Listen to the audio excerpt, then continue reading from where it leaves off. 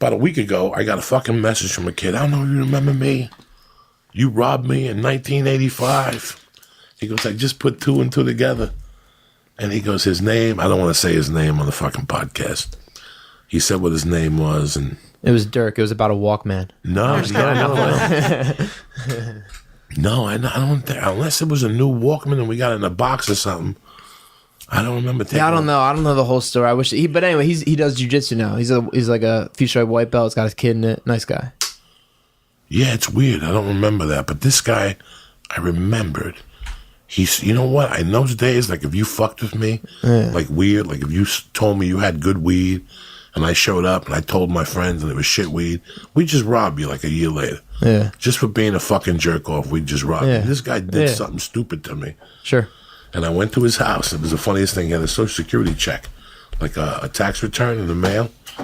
And I fucking took it because I had a banker who would cash those checks in those days. He'd tell me, bring me anything. For 10%, I'll cash anything. So I took his check, and I took a brand new car stereo in a box he had in his apartment, like an 8-ball.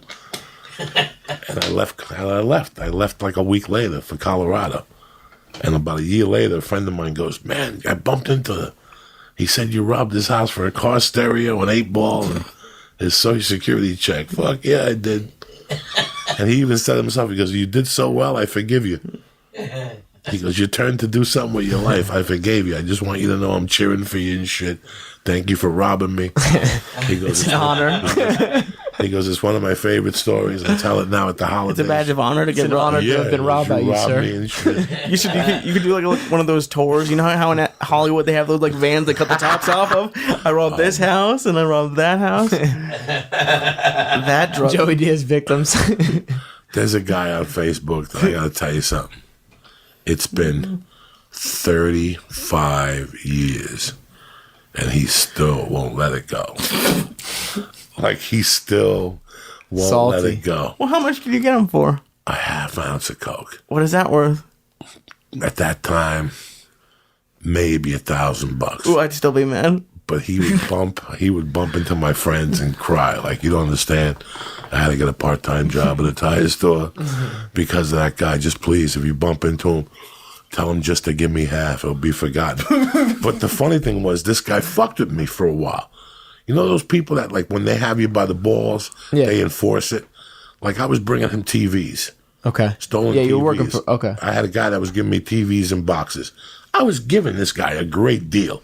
And he's busting your balls. I would give him that and go, all right, give me a gram of blow. And we'd be even. One night during an Ozzy Osbourne concert, I went over there and I go, here's a TV. And he goes, I'm giving you a half gram tonight. I go, okay. So you made it right yourself. I never said nothing to him. I didn't say I didn't get mad. I told my friends, and they're like, that motherfucker, we'll see him again. You know, it wasn't like an important thing. And sure enough, it was 8 months later, because the concert was in October, like in June. It was like the hottest night of fucking June in Jersey when it gets humid. And me and my buddy are popping fucking vodka grapefruit with orange juice. What do you call those, sea breezes? We thought we were Johnny Goomba and shit like that. And we were drinking them, and I went to his house. I went to this moron's house, and he's telling me how he's going to New York, and he just got a fucking ounce of coke, and blah, blah, blah, and he's going to a concert. Well, if you're going to a concert, that means this apartment's going to be free for 3 fucking hours. I'm the wrong guy to be. I got 3 hours to get in here, wash dishes. I can make a meal by the time you get back. So I went to piss. He was weighing the coke, talking to his girlfriend on the phone. And I excused myself to piss, and I opened up the bathroom window. You know those little because bathroom windows, you always leave them open in Jersey. People always have their bathroom window open. It's whether or not you can fit in those motherfuckers. I was going to say, aren't they really small? They're small, but this window I could fit. At that time, I was 180. You know what I'm saying? I could fit in any fucking window, especially if there's an ounce of coke in there. I'm like a fucking rat. My spine flattens out. I could fucking zip through a Houdini door. Dislocate your shoulder a little bit. I left the bathroom window open. I go back out. He's still on the phone. Remember when the phone had the long cord? Yeah. He was like in the kitchen weighing coke, talking to his girlfriend. And all of a sudden, fucking, he gets a knock on the door, and like 10 people come over to buy blow, and everybody goes into the bathroom. Like everybody has to pee. So at least I had an alibi. I'm like, oh shit. 10 people in there then. Like 3 other people went in there. So I left. And I'm talking to my buddy, and I didn't say nothing to my buddy. My buddy was a Crime Stopper. And I knew he was a rep, but he was the only one that was with me that night. And I said, you know what? I got to take a walk. I'm going to see if he's there. I didn't tell him that he was going to New York. I said, because I don't think they liked each other. So I couldn't walk in there with this kid. So I said, you know what? Let me go in there and see if he's there. I went back, knocked on the door. Hey, are you there? I made believe he was inside. He wouldn't open. I went around the back to the window. It was wide open. I jumped in, landed on the bathtub on my shoulder. I went through that apartment for a fucking hour and couldn't find that coke. I found like $200 cash and like a fucking ring. As I'm walking out, I go, wait a second, that coke is in there. I went in the kitchen, I opened up under the sink, and there it was in the Tupperware container, waiting for Uncle Joey, like a cookie waiting for Santa on Christmas fucking night. You know what I'm saying? So I'm living with a dude. We rob him Friday, and we stay out the whole weekend. We get sleep on Sunday night. Monday, we're lifting weights. And all of a sudden, me and this dude that are like brothers are lifting weights, and we hear a knock on the door, and it's the kid with his gorilla brother. And they're like, listen, we got to talk to you. And my buddy's like, what? And he goes, Friday night, you came over my house, and you left the bathroom window open. You robbed me, cocksucker. And my friend's like, I didn't rob you. So I'm in the room lifting weights, laughing my ass off, because out of all the people to pick, they picked my best friend. Yeah. And he's like, get the fuck out of here before I knock you and your gorilla brother out. My friend was crazy. He comes back in, and he's telling me all this, and I'm howling deep down inside because I'm the one that robbed him. And he's like, they're accusing me. And after about 6 minutes, he's like, did you fucking rob him? It had to be you. How the fuck did you rob him? And I'm getting the blame. It took him like a year to figure out it was me. And every time he'd see my buddy would go, are you fucking crazy? So once he's a thorough investigator. Oh my God. Figured it out. It's staying on the case. Once he now he's still coming out, after you. He never stopped. But it's not that he's asking me for the money now. It's how he writes the emails to me. Like, you don't understand. At that point in my life, I was just a mechanic. I had to get a job at a store to pay the debt. The guy charged me a vig. But everybody that I would see, baby. Oh my God, everybody that I would see somewhere in the night would go, oh my God, I bumped into what's his name? Dog, it was the funniest thing for an hour. He told me how you robbed him and he had to get a part-time job at Woolworths or some shit. I'm going to go to hell for those fucking things. You know what I'm saying? But who gives a fuck? You got to have a good time. One time, they had me, but they didn't. What had happened was I was a real fucking gavone. I had a friend who got cards. And for about 6 months, I tapped the cards very lightly. I was very smart. With them. I was trying to get my life together. I wasn't doing blow. Right. I had just turned 22 or 21. And it was the first time I hadn't done blow in like 6 years. Oh, my God. I started at 79. And New Year's 84, I said, that's it. Wow. And but I still dabbled with the weed. I didn't drink then, so it wasn't about drinking. And a friend of mine, I bumped into him in Manhattan one day, and he goes, can you move credit cards? I'm like, what do you mean move them? He goes, I don't use them. I go, I'll do it. He goes, there's no ID, but just go to places that you know. Let the people know. So if you go to a restaurant, Lee, come here. It's a stolen credit card. Right. So charge it, and I'll give you $100 tip. Right. Then you make 100. Who gives a fuck? Yeah. Get yourself a buffet to go. Right. You're the waiter. So I cut the deal with you. You're my friend. I grew up with you. You're not going to get in trouble. You didn't know nothing. I didn't you know. don't know nothing. He had no stolen. I know. So I would go to places that you worked, Lee. And we'd run up a tab, and then I'd say, give yourself a $300 tip and give me 100. Yeah. I know. You got to do it. You have no idea, Lee. Yeah. People. There was money everywhere. And then I moved to Boulder. And I'm walking around. That must be the Wild West. I got 18 grand. I got 10 grand in the bank account and 8 grand cash in my room. And I'm down to 4 grand. I go, what am I doing? Who am I, fucking Johnny Gambino? I called my buddy and I said, send me some cards. Yeah, he goes, well, you got to send me 500 a card. No. I'll put it in the fucking mail tomorrow. I send money over 2,500. You send me fucking 5 cards. And it was all over after that. It was all over. But but the problem was nobody would buy stolen merch in Boulder. That's not the in not Boulder. Were you one of the guys driving around in the cars with like the No. the extra box of See, speakers? the extra seafood. No, those are the worst. You don't. No, That's so bad. No, the speakers. Well, the seafood too. Speakers was a like, thing let's too. say you live next to me. Yeah. Like I had a buddy who lived next to me who did steroids and did blow. I went to him one day. You want to buy these? So easy. Oh no. Yeah. Every hot merch was not Out there, it's acceptable not in a thing. Boulder. You come out, you get East Coast. So I had to forget it. keep shit. Once in a while, people would buy it. Right. The only thing people would buy from me were pens. What the fuck? I used to go into those stores, Antiques and Us. Oh, those that kind of have the pens. frames. Oh, okay. And I would steal cross pens. Oh, those. I would tell the lady, "Do you have that cross pen?" And this chick would go over, open up the bottom drawer, and then somebody else would distract her. She'd take the key and leave the drawer open. God. And I'd take all the gold covered ones and take them back to fucking the car dealership and sell them. Yeah, I was for going to say fucking- businessmen love that. No, shit. no, I was always a 50% type of guy. Yeah. I stole it, so Yeah, 50% is you're profit making anyway. money. You're making a fortune. You're gonna, Right. you know, Yeah, it's perfect. fucking craziness, I love craziness, that shit. craziness of me going. I remember being at the Boulder Mall one time, summer of '85. It's August. I'm walking through this mall. I'm 21 years old. I'm trying to get my life together. I'm walking to this mall. I'm going, I cannot believe that this is happening right now. If I had my friend Dan Rago here, God rest his soul, we'd make $1 million. Yeah. I'd senior year in high school, we would both have like gym at 10:45. We would get in his car in high school, we were juniors, and drive up to Sears Roebuck and open up Sears, the back door where the automotive Oh, is. yeah, all the And shit. right by the back door, there was a stack of car speakers. Oh, God. A blow punk. Loud punk. Yeah, it was big back then. And all you had to do was walk in Yeah. and take a pair and walk out. And we'd get $35. We Right. each get $35. Yeah. That's 70. That's like half a gram of Sure, blow. that's all you need. And a $10 bag of weed and a 6-pack of beer. Yeah. We would do that 3 days a week until every box was gone.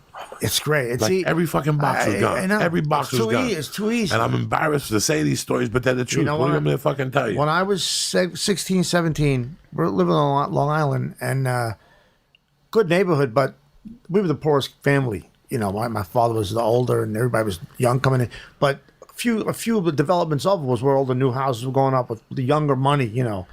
And I would go. My father had a big Cadillac, and I would go at night with a shovel, dressed in black, and I dig out. I love hedges and plants, and I know what's expensive, wood pines, I know all about plants for some reason.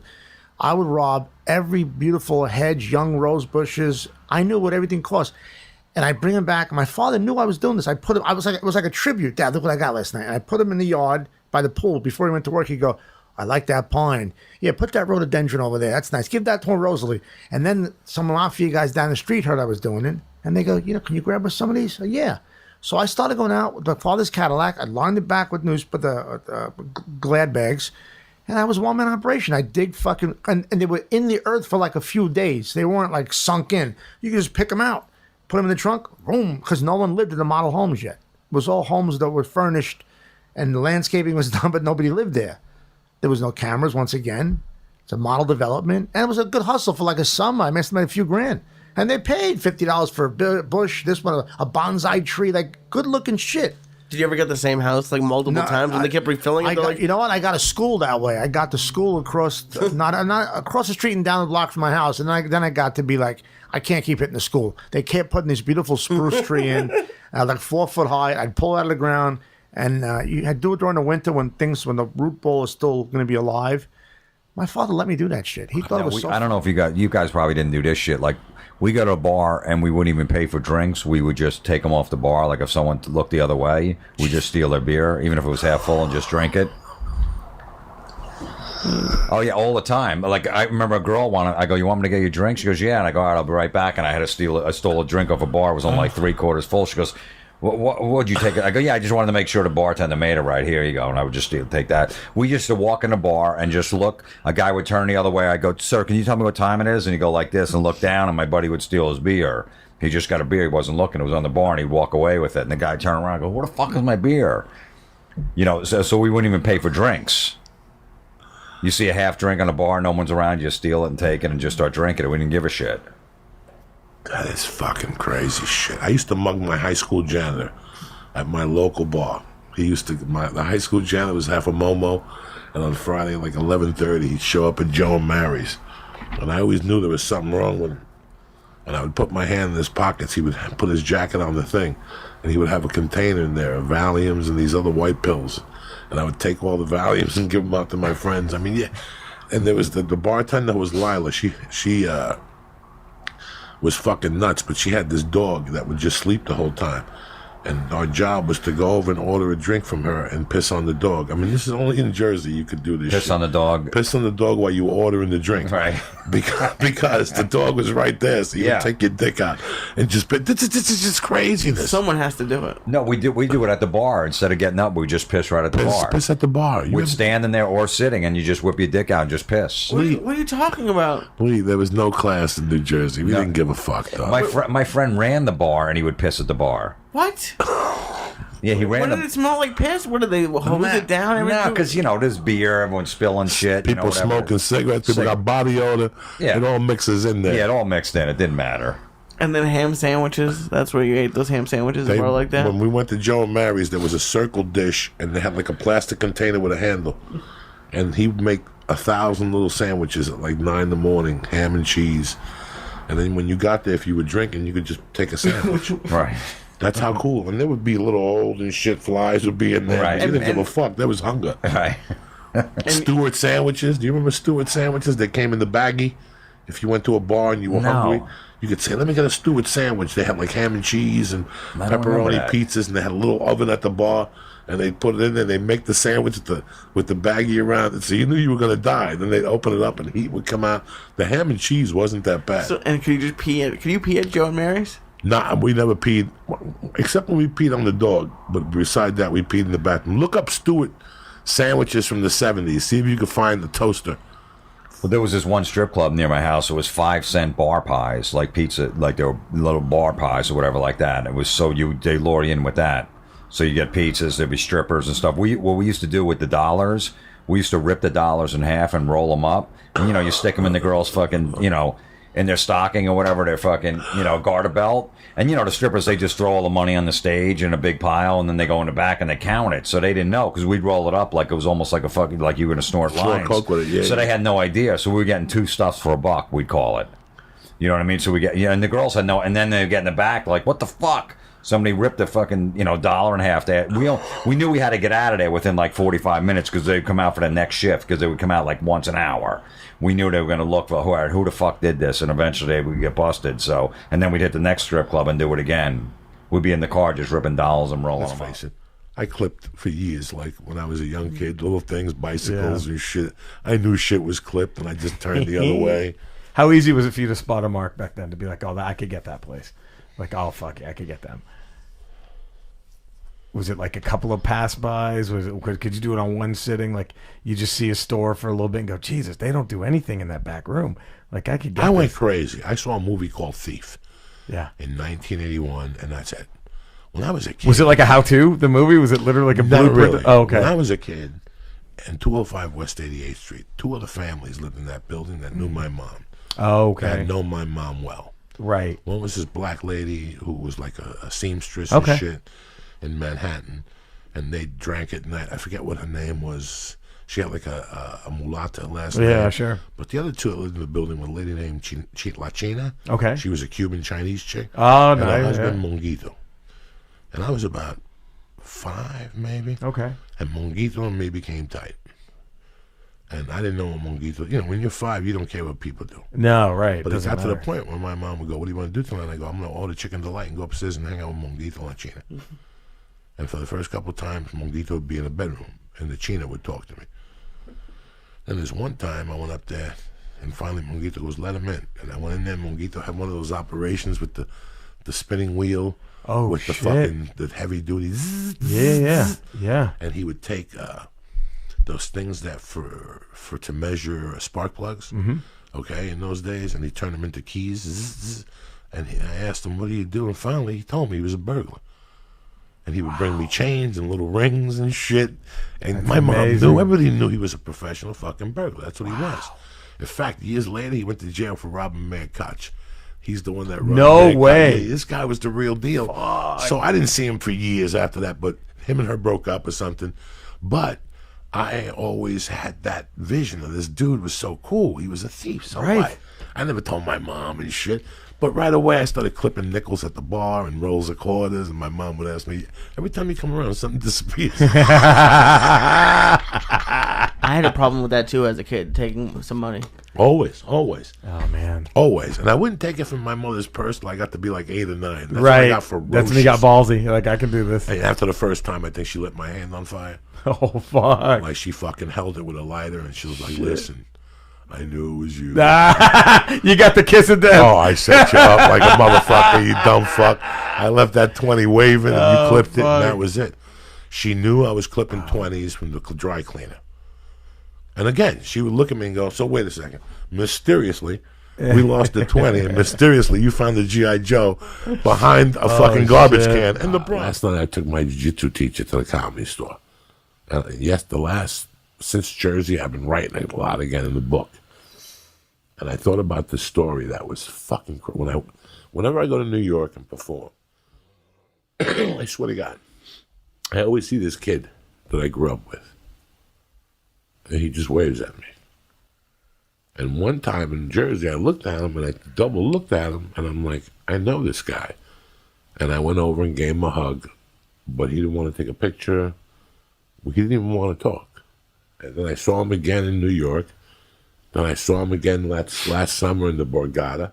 Just by accident? I always just see him. Really? And he just waves. He's like an extra in your life. Like an extra in my life. Yeah. But there's more to the story. I was very good friends with him and his family growing up. I see. He had 2 other brothers. One was a wrestler, and the other one was a gangster. The wrestler I sold ups to. Black beauties. Gotta drop that weight, make man. weight. He, since their last name started with a D, I became friends with him in homeroom. And he was Gotcha. dear friends with a dear friend of mine. And I loved this kid like a brother, and he loved me like a brother. I used to go to his house, but throughout the years, my relationship with the younger brother selling them the pills, this kid knew he wanted to be a cop when he was 10. So he would tell me to stay away from his older brother. But his older brother made me 25 G's when I was 17 one time, handed it to me in an envelope. I love 25 grand 20. at 17? 25, 20 grand in $20 bills. It was fucking 2 rubber bands stacked together, fresh bills out of a bank. He robbed the bank? No. It was, at that time, he was already in with these good dudes, and he used to. This was crazy. I went to him and said, "Can you do this?" And he was a drive-through teller. Okay, yeah. I remember that you put in the tube and So there was 2 checks. Yeah. He goes, I'll do it, but I got to keep one. You keep the other one. You keep the higher one. I'll keep the low one. That was we his got away cut. with it. And then later on, he grew in the bank. Even though he was involved with a crime family, he grew in this bank. And then in the early 80s, when everybody wanted to be a drug dealer, he would take money out of a vault on a Friday at 3 and give it to you. Like he'd give you 60 for 85,000. But you better have that money back Sunday night at 9 o'clock because he had That was his a crime bank. family behind. Yeah. He would take money out of the vault. That's give it to you. nuts. To pick up 2 or 3 kilos to move them, and he'd take a percentage of your earnings. But I mean, that's what he would give you: 60 Out for of the bank 85, vault, he's taking that 60 for 85, and nobody do nothing. And they never got caught? Never got caught. He never got caught. Shit. Everyone was And always then good there with was the a loan money. shark. Then there was a loan shark that I would borrow from. I was into him for thousands because I would go up to him and say, "You know Ryan Sticker? Yeah, good kid. Comes to the bar. He knocked up his girlfriend. He has to get an abortion. Needs 500. He doesn't want to ask you. So you wouldn't even know you were taking a loan out from the guy. I'm paying him big on the money I I'm told getting him. beat down 2 months later, not even knowing why. So because I was going up to him as like the go-between, Yeah. he was giving me 10% anyway. Oh, shit. So he thought I was giving you the loan. So you're getting 10% on your own loan from that he thinks is my fucking money. Because And when you're you too don't pay that and back, there he you ain't coming to And you. there you are at the bar drinking, having a good time. He'd be sitting there Fucking bat across watching the back. you. No, Yeah. he'd be there watching you, and you'd be buying drinks for people. No, Salute. no, on his money. With Yeah. his money. Hilarious. I had one kid that owed him like 40 grand. He didn't even know it. That's insane. And after I left, he would go in there and shoot pool, and that's when the guy went up to him and they said, "Doug, where's my 40?" What are you talking about? So now me and him were wanted by this guy. So I leave. I like how this started with him being a great friend. That did. He's the number one friend in the world. I leave for 9 months. I come back, and this bar is still the hot spot in North Bergen. It's called Joe Mary's, and the owner owns it, and he lives upstairs, the loan shark. But over the year, I heard that he got sick, and he wasn't in the bar a lot. I'll never forget this. So there's a front door, and there's a back door, and there's a bunch of people shooting pool. Me and Stinky, the guy that I told him that I borrowed the 40 grand Yeah. from, we're walking back to the door, like tiptoeing, and we knock on the back door, and we're like, "Is George in there?" And the guys that are shooting pool like, "What?" They're like, "Come in." And we're like, "Is George in there?" And they're like, "No." And all of a sudden you hear, "No, George is up here." And we looked up, and George is right. He goes, "How you guys doing? I haven't seen you in a while. I hope you have some money for me." And we're like, "We do, George. Come on down." And he goes, "I'll be right down." And he closed the window, and we just took off running. And I just never saw George the fucking loan shark again. What year is this, by the way? 83. So 40,000 is like 80,000. Like, what is it? Whew. Oh, he's dead. He was 60. Well, no, I know you don't owe him now. I'm just saying, it's a lot of money now. There's a guy out there that owes him $250,000 that Joey had on him somewhere. Dude never Oh even my knew. God, it was fucking hilarious. If it's 2 in the afternoon and you ain't high, go fuck yourself. Get out of my face. I want you around me like I want cancer in my ball sack. You know what I'm saying? You're gonna come around here looking at me with your fucking wide eyes, thinking that I'm gonna reform. Go fuck yourself. My morning starts at 5:30 a.m. Either you're there or you're square. You know what I'm saying?